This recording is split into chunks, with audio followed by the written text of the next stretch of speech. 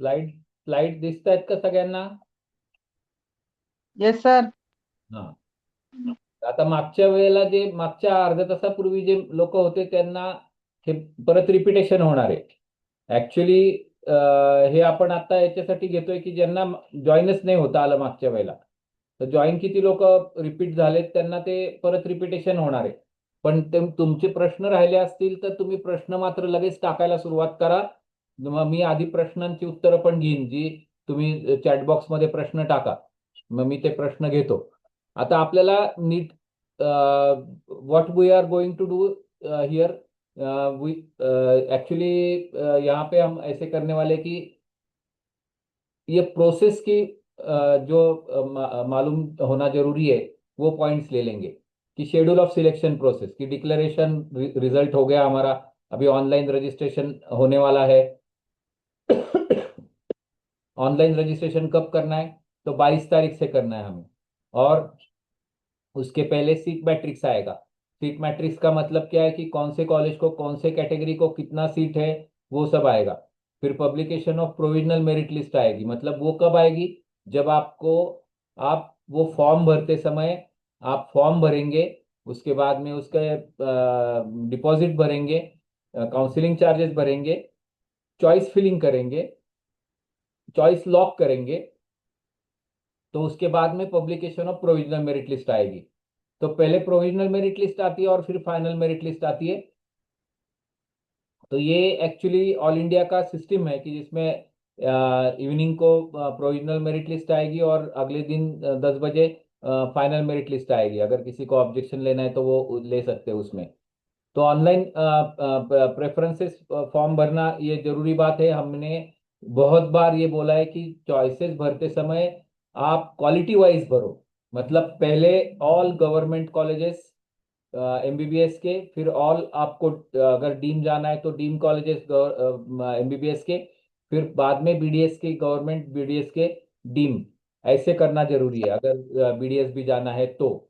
क्योंकि हमें ये पता होना जरूरी है कि कभी कभी ऊपर का कॉलेज अगर लगता है तो हमने अगर ऐसे हिसाब से दिया कि मुझे क्या लगता है वो मैं पहला डालूंगा, तो आपके जैसा अनफॉर्चुनेट दूसरा कोई नहीं।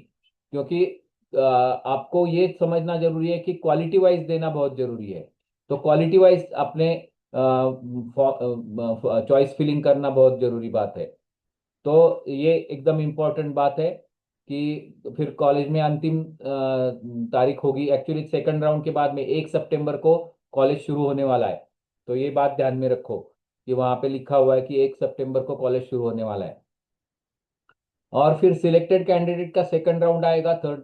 आप पहला राउंड में कॉलेज लेके अपग्रेड कर सकते हैं, सेकंड राउंड में जा सकते हैं, सेकंड राउंड का अपग्रेड करके थर्ड राउंड में भी जा सकते हैं। लेकिन अगर आप फर्स्ट राउंड के बाद में कॉलेज छोड़ देंगे तो आपका डिपॉजिट जब्त होने वाला है, तो डिपॉजिट नहीं मिलेगा वापस। ये बात समझना बहुत जरूरी है। तो ये कट ऑफ डेट आएगी बाद में जो अक्टूबर में होगी। और आपको ये तो सब आपने आपको बोला है कि जैसे ये जो सर्टिफिकेट्स है, वो सर्टिफिकेट्स कौन कौन से आपको ये करने हैं, एग्जैक्टली अपलोड करने हैं। तो यहाँ पे ऑल इंडिया को कोई भी सर्टिफिकेट अपलोड नहीं करना है। जो भी सेट है वो जब कॉलेज मिलेगा तो वहां पे जाके वेरिफिकेशन करना है। तो वो महाराष्ट्र में सब अपलोड भी करने पड़ते हैं। तो ये सर्टिफिकेट्स के बारे में तो हमने बहुत सारी बात बोली है, बहुत बार बोली है। तो इसके लिए इसका कुछ नहीं करेंगे। रिजर्वेशन के बारे में भी आपको सबको पता है, कौन सी कैटेगरी को कितना रिजर्वेशन है। ओपन को स्टेट कोटा में 27% है, ये महाराष्ट्र का है। और ऑल इंडिया में तीन ही कैटेगरी रहती है कि ओबीसी रहता है, एससी और एसटी रहते हैं। तो उसके हिसाब से वो जाता है। एनआरआई के डॉक्यूमेंट्स, ये सब डॉक्यूमेंट्स होना जरूरी है कि पासपोर्ट, वीसा स्पॉन्सर और एम्बसी सर्टिफिकेट, रिलेशनशिप और स्पॉन्सरशिप एफिडेविट, ये बहुत इंपॉर्टेंट डॉक्यूमेंट्स है। फिर ये कौन से कितने सीट्स है इसके बारे में हमने तो देखा था। ओपन स्टेट कौन से है, जैसे आंध्र प्रदेश है, तमिलनाडु, तेलंगाना, कर्नाटक है, उत्तराखंड है। ये भी सब आप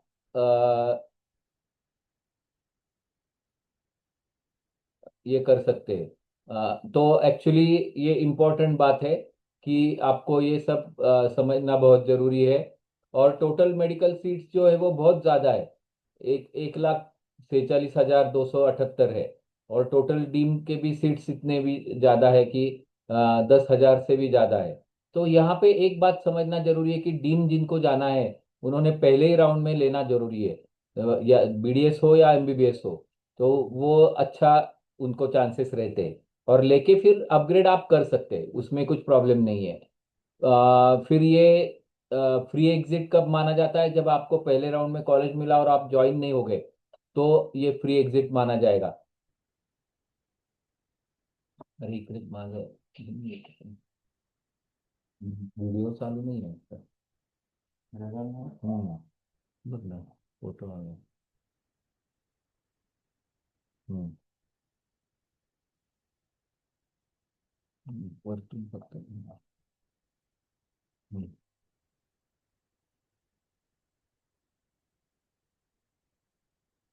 काय झालं? Screen sharing. एक मिनिट हा. तो ये स्टॉप शेयरिंग करायला लागेल, परत शेअर करायला लागेल. आपको ये दिख रहा है क्या, स्लाइड्स? नहीं. Yes sir. दिख रहे हैं ना? हाँ.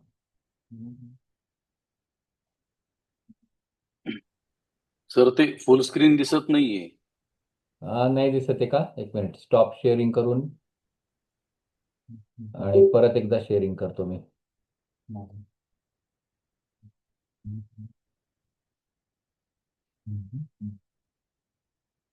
हा, आता दिसतंय ना? हॅलो. हा, आता दिसतंय का?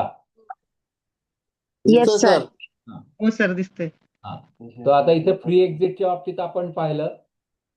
तर चॉइस फिलिंग पाहिलं आपण कि कसं करायचं. तो फ्री एग्जिट आपको मत पता है, चॉइस फिलिंग के बारे में पता है। और ये जो क्लोजिंग रैंक आज मैंने डाला था कि ऑल इंडिया को जिस किनको कौन जा सकते हैं, तो SC ST वाले जिनको 1.5 लाख के करीब रैंक है वो जा सकते हैं। OBC ओपन EWS जो है वो गवर्नमेंट के लिए जाना है तो 25,000 तक जा सकते हैं, क्योंकि उनको मिलने के चांसेस है। उसके आगे की भी लोग जा सकते हैं, ट्राई तो कर सकते हैं, कोई भी किसी को भी परहेज नहीं है, कोई भी प्रॉब्लम नहीं है आपको। सबको चॉइस डालने के लिए अलाउड है, तो वो कुछ प्रॉब्लम नहीं है। और ये तो फर्स्ट सेकंड थर्ड राउंड का मैंने डाला है ग्रुप पे, कि कैसे पूरे 6 राउंड के बारे में। और ये ऑल इंडिया का और गवर्नमेंट का टाइम टेबल है, वो भी हमने डाला है। और कौन से स्टेट में क्या स्टेटस है इसके बारे में डाला है। ये सबसे जरूरी बात है कि जो मैंने आपको बताई नहीं है अभी तक। तो ये यूजी का अपना जो फॉर्म भरना है ऑल इंडिया का, वो इम्पोर्टेंट है, कि जिसमें हमें नीट यूजी का रोल नंबर भरना है, कैंडिडेट का नाम, मदर का नाम, date of birth, religion, eligible है कि नहीं ऑल इंडिया कोटा को, फिर यूजी की रैंक कितनी है ऑल इंडिया की, डिसेबिलिटी है कि नहीं, क्वालिफिकेशन डिटेल्स भरने हैं। ये सब आपको देना है। फिर ये आपको ये सब तुला इम्पोर्टेंट. असं पण वाटलं असेल ना, ब्रेस्ट पण थोडेसे हलके वाटले का? हाँ प्लीज तसं प्लीज एकदम वाटलं. प्लीज हलके वाटले. प्लीज प्लीज ठीक. Please please mute your self, please mute your self. So actually ये सब करने के बाद में आपको ये कॉरस्पॉन्डेंस एड्रेस और आपका ईमेल और फोन नंबर देना है। तो ये बहुत इंपॉर्टेंट बात है कि आपको ये सब करना पड़ेगा। ये आप अपने कंप्यूटर पे बैठकर कर सकते हैं, क्योंकि ये बहुत सिंपल है। ऑल इंडिया के लिए राउंड करने में कुछ प्रॉब्लम नहीं है। तो ये आपको डेफिनेटली फायदेमंद होगा कि आप खुद फॉर्म भरेंगे, और उसमें जो भी आपको तकलीफ होगी तो आप मुझे बोल सकते हैं, आपको मैं डेफिनेटली बता सकूंगा। तो फर्स्ट राउंड की सीट अलॉट होती है तो आपको, आपने ली तो आगे चलकर अपग्रेड के लिए दे सकते हैं, और नहीं ली तो फ्री एग्जिट हो सकता है। आपको वापस रजिस्ट्रेशन कब करना पड़ता है? तो अगर आपने सेकंड राउंड में सीट ली और वो छोड़ दी, तो फिर आपका डिपॉजिट जब्त होगा और फिर आपको थर्ड राउंड के लिए वापस रजिस्ट्रेशन करना पड़ेगा। स्ट्रे राउंड में आपके पास कोई भी राउंड में सीट नहीं है तो ही आप जा सकते हैं, नहीं तो नहीं जा सकते। ये बात समझना बहुत ही जरूरी है। और फर्स्ट राउंड से सेकंड राउंड, सेकंड राउंड से थर्ड राउंड, इतना अपग्रेडेशन आप कर सकते हैं। पहले सिर्फ एक ही राउंड में अपग्रेडेशन अलाउड था।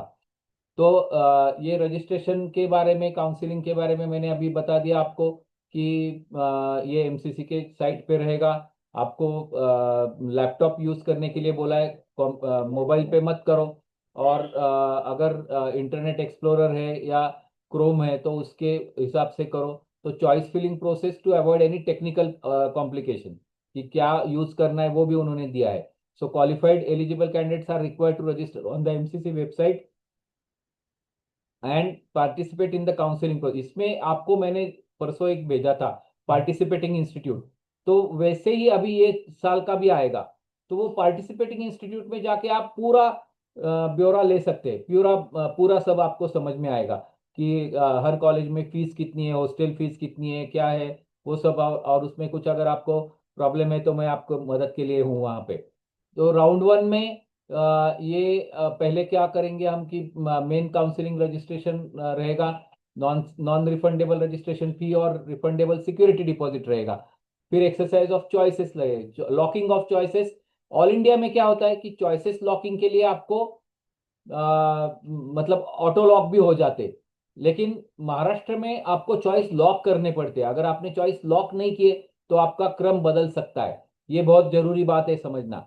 तो प्रोसेस ऑफ सीट अलॉटमेंट हो जाती है, फिर पब्लिकेशन ऑफ रिजल्ट, फिर फिजिकल रिपोर्टिंग होता है। आपको कहाँ भी जाके फिजिकल रिपोर्टिंग ही होगा, रिपोर्टिंग फिजिकल जाके करना पड़ेगा, ये बात ध्यान में रखो। फिर फाइनल स्टे वैकेंसी राउंड है। तो मुझे लगता है कि ये ज़्यादा मैं अभी डिटेल्स जो है उसके बारे में ऑलरेडी बहुत सारी बातें मैंने बता दी है। लेकिन हम अभी क्वेश्चन आंसर्स भी ले लेंगे पहले। उत्तर प्रदेश के है ये सब, फीस बढ़ गई है। हमारे यहाँ पे भी जो डीम की फीस बढ़ गई है उसका मैंने दिया है। जैसे सबसे इम्पोर्टेंट एमजीएम वालों की है कि जो 21 लाख से लेकर 25 लाख हो गई है। तो ये इम्पोर्टेंट बात है। तो मुझे लगता है कि मैं अभी शेयरिंग स्टॉप करूंगा और आपके जो क्वेश्चंस है उसके लिए आन्सर देणे वाला हूँ। अभी सर 18 जुलैला रजिस्ट्रेशन करायचं आहे का, ते गव्हर्नमेंट आणि प्रायव्हेट टाकायचे का काही लिमिट आहे? चॉईस फिलिंगला लिमिट अजिबात नाही। तुम्ही सगळेच्या सगळे 700-800 कॉलेजेस टाकू शकता। 18 जुलैला रजिस्ट्रेशन सुरू होणार नाहीये, 22 जुलैला सुरू होणार आहे। 18 जुलै आणि 19 जुलैला त्यांचा सीट मॅट्रिक्स येणार आहे आणि नवीन त्यांचा ब्रोशर येईल। त्याच्यामुळे ऍक्च्युली आपलं काउन्सिलिंग सुरू होणार आहे 22 जुलैला। उद्याला मी तुम्हाला एक गुगल फॉर्म पाठवणार आहे आणि त्या गुगल फॉर्म मध्ये तुम्हाला जे जे हवं आहे ते तुम्हाला 2 दिवसाच्या आत पूर्ण मिळून जाईल, म्हणजे चॉईसेसच्या बाबतीमध्ये। सर फॉर एक्सटर्नल बीएमएस ला फर्स्ट किंवा सेकंड राऊंड मध्ये सेट एमबीबीएस साठी स्टे नाही, एमबीबीएस ला तुम्ही स्टे राऊंडला एलिजिबल नाही जोपर्यंत तुमच्याकडे सीट असेल तर एलिजिबल नाहीये। प्रायव्हेट कॉलेज नाही टाकायचं का? प्रायव्हेट कॉलेज नाहीच आहे। ऑल इंडियाला प्रायव्हेट कॉलेज अजिबात नाहीये, ते महाराष्ट्राला फक्त येतील। Can we register and give choice filling on 21 July? Yes, जेव्हापासून सुरू होईल 22 जुलैला चॉईस फिलिंग चालू आहे, त्यामुळे त्याच्यानंतर ते आपल्याला 5 दिवस देतील आणि त्याच्यानंतर मग लिस्ट लागणार आहे। तर रजिस्टर 18 जुलैला नाहीये, 21 जुलैपासून आहे। पहिल्या दिवशी आपल्याला रजिस्ट्रेशन सुरू होईल, मग फी भरायची, डिपॉझिट भरायचं आणि मग चॉइस फिलिंग है। अगर फर्स्ट राउंड में नहीं कॉलेज मिला तो फिर सिक्युरिटी डिपॉझिट वापस मिलेगा क्या? हो, मिळतं। जेव्हा तुम्हाला कुठल्याच राऊंडला जर सीट मिळाली नाही तर तुम्हाला डिपॉझिट परत मिळेल। Study certificate compulsory for non Karnataka student if we get deem college for MBBS? Not necessary. Deem college के लिए स्टडी सर्टिफिकेट जरूरी नहीं है। तर एमबीबीएस आणि बीडीएसच्या चॉईसेस सोबत द्यावं लागतं का? हो, ते एकाच लिस्टमध्ये असतं। म्हणजे पहिल्यांदा एमबीबीएस मग बीडीएस खाली असे चॉईसेस आपल्याला भरायचे। त्याच्यामुळे पहिल्यांदा एमबीबीएस टाका आणि त्याच्यानंतर बीडीएस टाका। मी जसं सांगितलं की पहिल्यांदा गव्हर्नमेंट एमबीबीएस, त्याच्यानंतर डीमचं टाकायचं असेल तर डीम एमबीबीएस, मग गव्हर्नमेंट बीडीएस, मग डीम बीडीएस, असं त्या टाईपमध्ये टाकू शकता।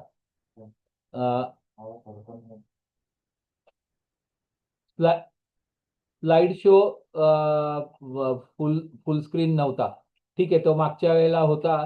तर त्याचं मी लिंक पाठवणारच, ते तुम्हाला रेकॉर्डिंग पाठवणार आहे। दोन्हीचं रेकॉर्डिंग पाठवीन मी। एमसीसी फॉर्म की लिंक ग्रुप में मिले, हाँ मिल जाएगी. फॉर्म से एमसीसीच्या साईटवरच असते आणि लिंक पाठवणारच आहे मी. What if we get a seat and if you don't take admission till last, then what will happen. Till last म्हणजे तुम्हाला पहिल्या राऊंडला मिळाली आणि तुम्ही नाही घेतली तर फ्री एक्झिट असतं, पण सेकंड राऊंडला मिळाली आणि नाही घेतली तर ते तुमचं डिपॉझिट जप्त होणार आहे. त्याच्यामुळे ये जरूरी है समझना कि पहले राउंड में आप फ्री एग्जिट ले सकते, सेकंड राउंड से फ्री एग्जिट नहीं है, तब आपको ये करना ही पड़ेगा.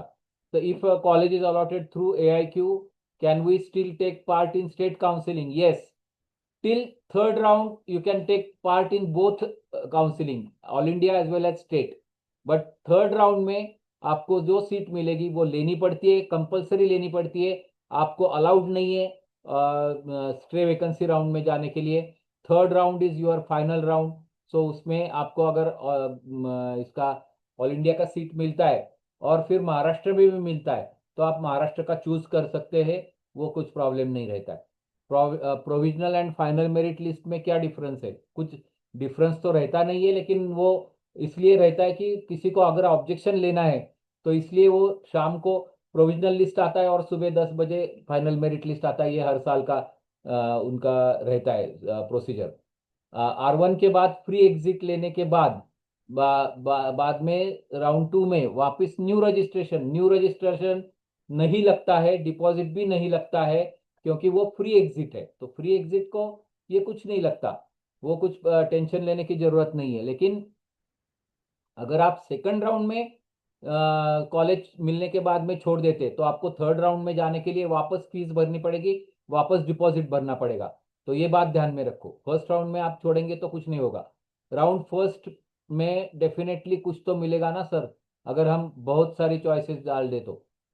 ये कुछ तो भी मिलेगा, कैसे मिलेगा ना, अगर आपके रैंक अच्छी है तो ही मिलेगा. ऐसे नहीं होता है कि आपकी रैंक बहुत नीचे है और फिर भी आपको कुछ ना कुछ तो भी मिलेगा. आप चॉइस दे के रखो, चांसेस रहते हैं अगर आपकी रँक अच्छी आहे तो, और वो रँक को मिलता है तो आपको जरूर मिलेगा. महाराष्ट्र फॉर्म्स कधी सुटणार?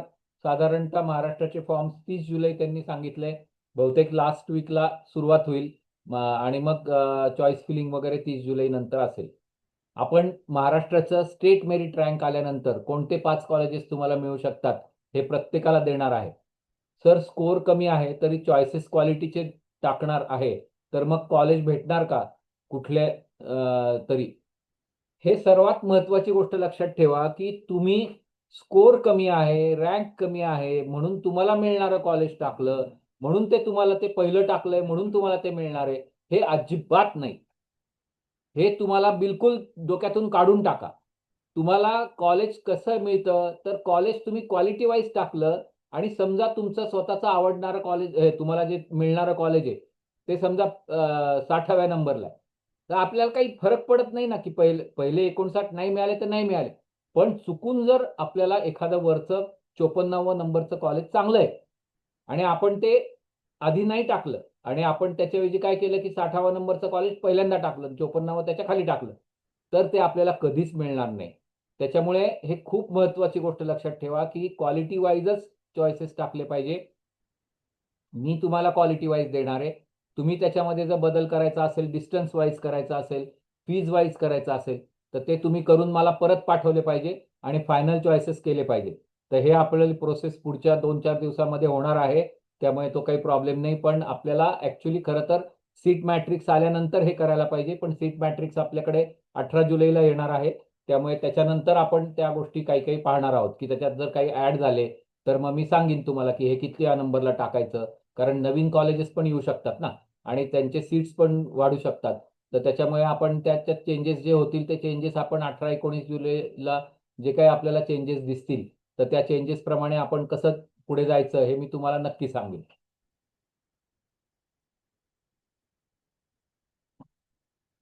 एमसीसी फॉर्म लिंक ग्रुप आहे, इफ कॉलेज इज अलॉटेड. हाँ, provisional and final merit list सांगितलं मी. राउंड 1 में डेफिनेटली कुछ तो महाराष्ट्र फॉर्म्स झालं. सर स्कोर कमी आहे ते पण झालं. Sir what about deem BDS college, do we have to fill them in first round? Yes, you must take it in first round. I know that we have given around 150 marks के लिए प्रवरा दिया था तीनों साल, 150 to 155, लेकिन बाद में कभी नहीं मिलता है. So BDS college, deem college, any deem college, you have to go and grab the seat in the first round only. First round में कॉलेज ले लो एंड शांत बैठो.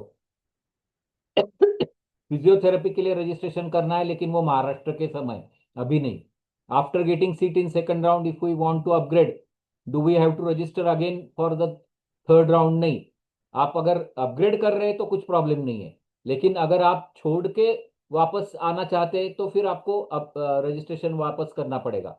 If we don't get a college in, then our deposit will be given back. Yes, आपको deposit जिस account से गया है उसी अकाउंट में 3 महीने के बाद में या 4 महीने के बाद में वापस आएगा.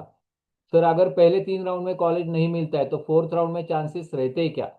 दैट डिपेंड्स अपॉन द कितनी सीट बाकी रहेंगे और कितने लोग इंटरेस्टेड है, उसके ऊपर सब डिपेंड करता है. तो उनकी भी मेरिट लिस्ट अलग रहती है. वो मेरिट लिस्ट में अगर आप बैठते हो तो आपको जरूर मिलेगा. So if we take admission in DEEM and get college in private during state counseling, then DEEM की सिक्योरिटी डिपॉजिट, हाँ, अगर आप सेकंड राउंड को डीम छोड़ते हैं तो आपकी डिपॉजिट जब्त होने वाली है. अगर फर्स्ट राउंड को आप लेते नहीं है तो बात अलग रहती है, लेकिन अगर सेकंड राउंड को आप कॉलेज छोड़ते हैं तो डेफिनेटली आपका डिपॉजिट जब्त हो जाएगा. फुल फीस नहीं जाती है, आपको फीस सब वापस मिलेगी and you can take admission in private state counselling. Sir, deem and government college के लिए डिपॉजिट 2,05,000 प्लस, नहीं, प्लस 11,000 नहीं रहता है. 2,05,000 डीम और गवर्नमेंट के लिए, उसमें प्लस 11,000 नहीं रहता है. 11,000 या तो गवर्नमेंट के लिए रहेगा ओपन के लिए, और 2,05,000 अगर आप डीम को जाना चाहते तो 2,05,000 प्लस 11,000 ऐसे नहीं रहता. सर, जर आपण महाराष्ट्रात राहत असू तर आपण ऑल इंडिया थ्रू महाराष्ट्रात अप्लाय करू शकतो का? नक्की करू शकता. फक्त महाराष्ट्रातले कॉलेज पण टाकू शकता. सीट मॅट्रिक्स मध्ये नवीन कॉलेज ऍड होतील का? शक्यता आहे. आपल्याला कोणते होतील काय ते आता अजून नाही कळलेलं, पण ते होऊ शकतं. AFMC ची प्रोसिजर अशी आहे की तुम्ही तुम्हाला आता फॉर्म जो दाखवला मी, त्याच्यात एक चॉईस असतो की whether you want to apply to AFMC or not. तुम्ही येस केलं तर असे येस म्हणणारे पहिले 1,800 मुलं ते निवडतात आणि त्यांची लिस्ट AFMC वाल्यांना देतात. मग AFMC वाले पुढच्या गोष्टी करतात, म्हणजे त्यांचं परीक्षा घेणं, त्यांचे फिजिकल बघणं, ते सगळं AFMC वाले करतात. तर जर MBBS ट्रे वेकन्सीसाठी एलिजिबल राहायचं असेल तर मग BDS साठी अप्लाय नाही करता येतं का? तर आपल्या मनावर आहे. आपल्याला BDS नको असेल तर आपण नाही करायचं. BDS जर चालू असेल तर करता येईल. तुम्हाला पाहिजे असेल तर करता येईल. Any chances of deem upgradation definitely chances असतात. त्याच्यामुळे ते तुम्ही फर्स्ट सेकंड राऊंडला करायलाच पाहिजे. Yes sir, I am also aiming for the deem BDS college and I will be able to get it if I have surpass their rank and score cut off. Okay sir, deem BDS का भी deposit 2,05,000 है क्या? हाँ, deem का भी deposit 2,05,000 ही है. मला फक्त महाराष्ट्राचे कॉलेजेस पाहिजे आहेत, तर मग मी फक्त स्टेट काउन्सिलिंग केली तर चालेल का? नक्की चालेल. किंवा इकडं ऑल इंडियात येऊन सुद्धा तुम्ही फक्त महाराष्ट्राचे कॉलेज पण टाकू शकता. आपण महाराष्ट्रातील सगळे गव्हर्नमेंट कॉलेजला अप्लाय करू शकतो का 15%मध्ये? हो, सगळ्या गव्हर्नमेंट कॉलेजला अप्लाय करू शकता. If we fill the form of NEET and also getting a college and we decided to repeat the NEET, then what is the way? Actually repeat, if you want to repeat then you don't come here. That depends upon your choice, because if you are going to repeat then your deposit may be lost, so that is important. So if you get the college and if you leave the college and want to repeat, that is a different story. So if you get college in AIQ second round as well as state counseling, then can we exit through AIQ? Yes, you can exit, but deposit will be forfeited. Deposit नाही मिलेगा. Marks सारखेच rank मध्ये जास्त change होईल डीमसाठी? नाही, डीमसाठी आता मी तुम्हाला जे cut off टाकलेले त्याच्यामध्ये 10%च्या वर चेंज नाही होणार. तर जर MBBS स्टे वेकन्सीसाठी एलिजिबल राहायचं असेल तर BDS साठी हे मगाशी झालेला आहे प्रश्न. AFMC का प्रोसीजर सांगितलंय आत्ताच की FMC ला तुम्हाला वेगळं हे करायला लागतं. एव्हरी डीम कॉलेज है different score cut off. Yes, deem college का डिफरेंट कट ऑफ आएगा ना, हर डीम कॉलेज का अलग. लेकिन एक बात ध्यान में रखो, लास्ट ईयर जैसे प्रवरा का हुआ था कि एक फर्स्ट राउंड में 1,20,000, सेकंड राउंड में 86,000, फिर 76,000. मतलब गवर्नमेंट में कैसे रहता है कि तुम्हारा जो नंबर है वो नीचे नीचे चला जाता है, लेकिन इसमें ऊपर ऊपर चला जाता है डीम में. ये बात समझना बहुत जरूरी है. सो FMC का हिंदी में बताइए एक बार. FMC में आपको जो फॉर्म रहेगा, अभी मैंने जो फॉर्म देखा है आपको, वो फॉर्म भरते समय चॉइस रहेगा कि आपको FMC के लिए यस और नो. अगर आपने यस किया तो पहले 1,800 लोग जो यस बोलने वाले हैं रैंकिंग वाइज, उनका डिटेल्स ये MCC वाले FMC को देते, और बाद में FMC उनका काउंसलिंग करती है, उसमें एग्जाम्स लेते हैं, फिजिकल रहता है, रिटर्न एग्जाम रहता है, और फिर सबका एवरेज निकाल के फिर उनको वो 120 लोगों की लिस्ट रहती है. When you will give the sequence and list of college, कल आपको एक गूगल फॉर्म आएगा. वो गूगल फॉर्म भरने के बाद में आपको sequence and list of colleges मिल जाएगा.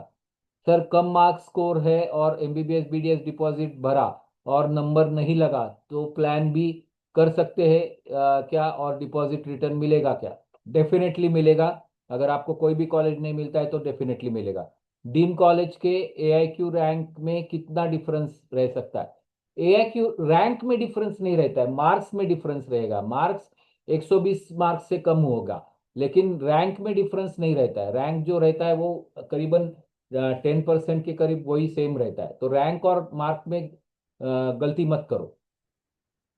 If we are applying for deemed colleges through AIR, still we can go for state counseling, and what are the chances of getting? You can go for state counseling, although the chances are getting are less, but you can go. There is no restriction for you.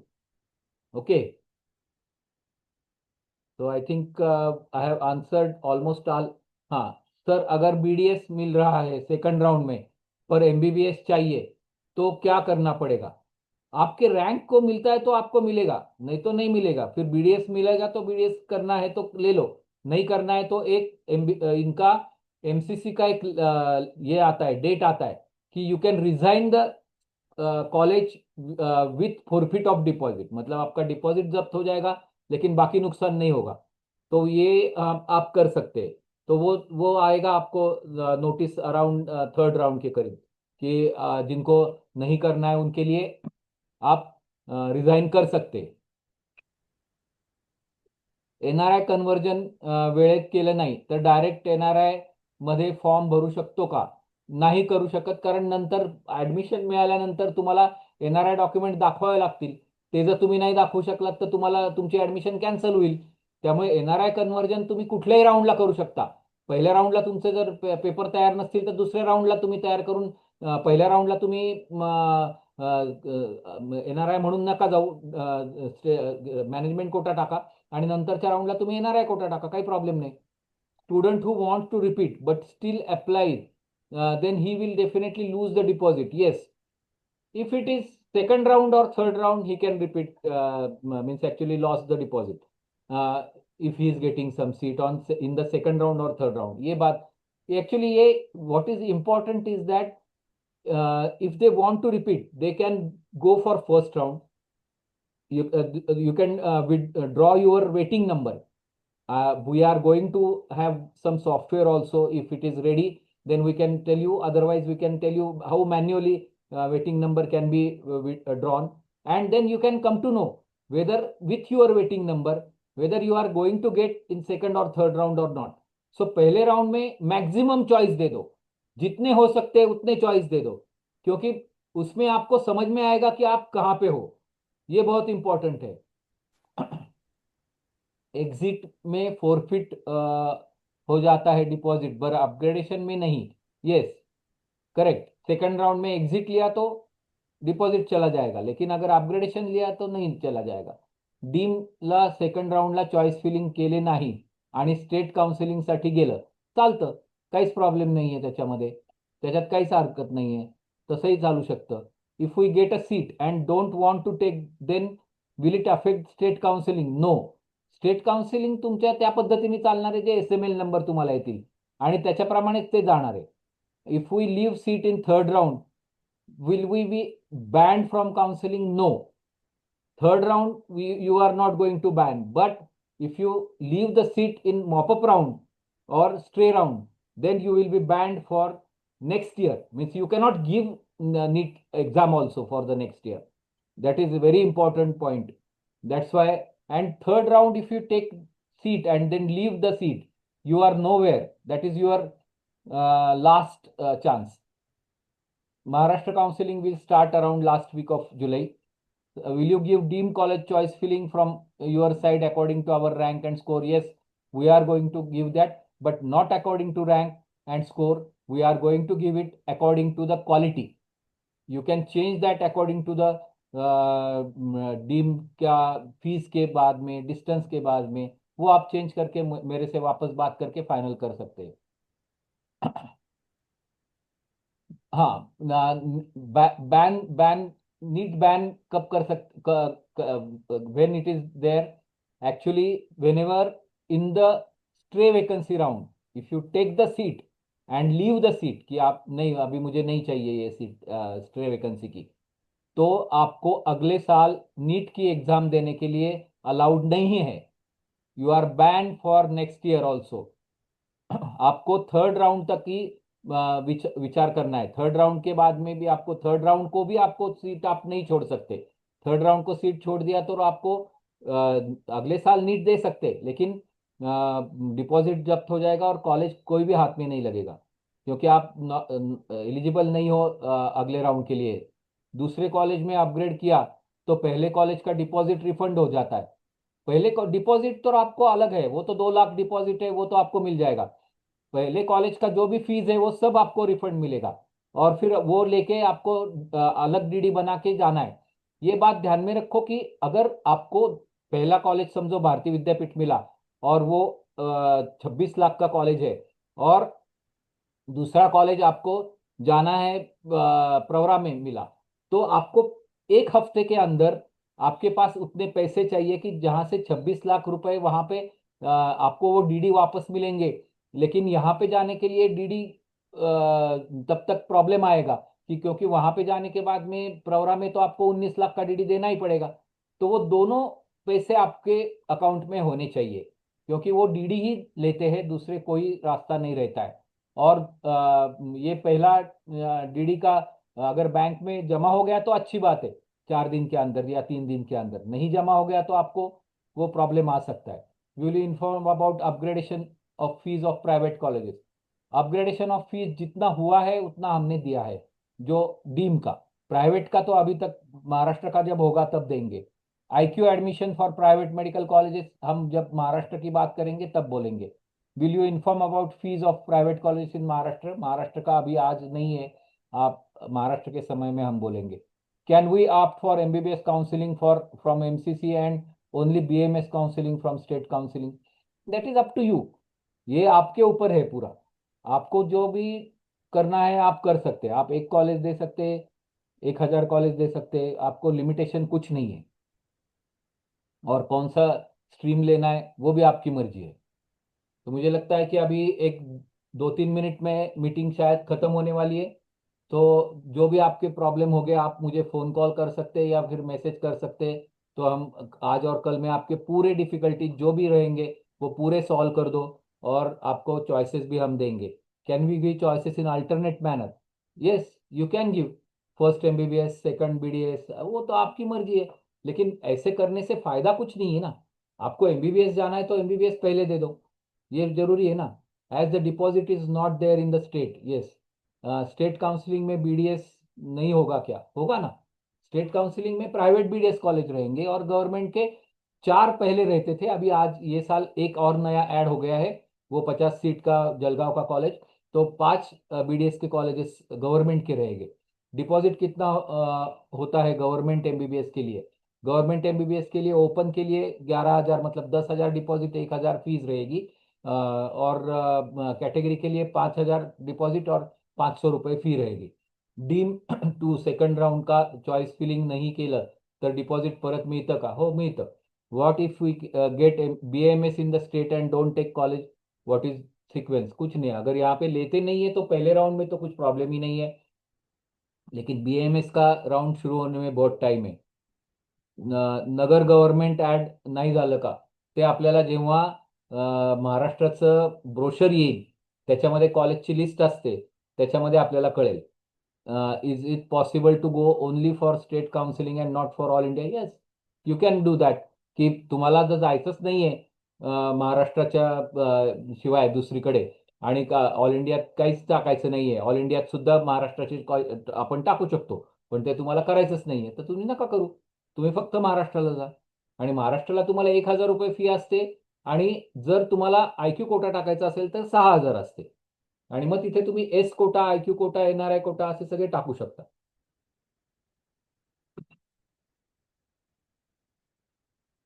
BAMS counselling आज नाहीये. BAMS काउन्सिलिंगच्या साठी वेगळा आपण video करणार आहे आणि वेगळा झूम मीटिंग पण घेणार आहे.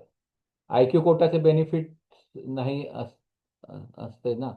बेनिफिट म्हणजे काय? आता त्याच्यामध्ये काय, if you are getting private college in Maharashtra, are there chances in all India government?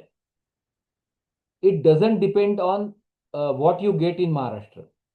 Actually, the chances in all India government are different and chances in private college in Maharashtra are different.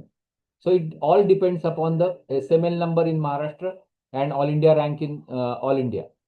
So that is not this thing. So if you don't take admission to allotted college in the state counseling, what are the consequences?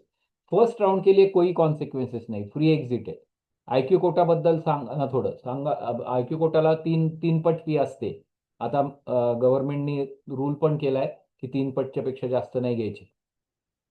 Maharashtra private कॉलेजची fees किती असते? 8 लाख ते 14 लाख. ते सगळं तुम्हाला टाकणार आहे मी fees वगैरे. त्याचं अजून अपग्रेडेशन आलेलं नाहीये, कदाचित या 10 दिवसात येईल. फायनल फीस फक्त तळेगावच्या कॉलेजची झाली आहे, बाकीचे अजून होतीये, त्यामुळे ती नंतर आपण टाकू.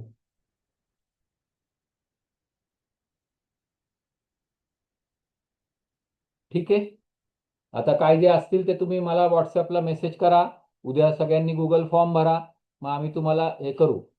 महाराष्ट्र प्रायव्हेट कॉलेजची फीस सांगून महाराष्ट्र प्रायव्हेट BDSचा कट ऑफ सांगितलेला आहे. ज्यांना विचारायचं असेल त्यांनी उद्याला 12 ते 3 आणि संध्याकाळी 7 ते 8:30 या वेळामध्ये ज्यांना कट ऑफ विचारायचे असतात त्यावेळेला माझ्यासमोर कॉम्प्युटर असतो आणि मी कट ऑफ तुम्हाला सांगू शकतो. If my son applies and getting seat in first round, can we exit counseling without losing deposit and yet appear? Yes, you can do that. No problem. You can do that because first round is free exit. So you will get your deposit back after 3 months. Okay. So that recording share करणार आहे मी सगळ्यांना. What is the difference of DEAM and MUHS difficulty level? No difference. Actually, MUHS colleges are matlab under one university, and DEAM they have their own university. But even there are few DEAM colleges which are definitely better than many government as well as many private colleges. They have good quality teaching as well as good quality exam. Everything is there. So there is no such difference because in DEAM colleges in Maharashtra, they are very old and they have very good staff also and teaching quality. So I don't think that there is a difference between MUHS and DEAM. So there are those who can afford DEAM, they can definitely go for that if they are not getting colleges in MUHS.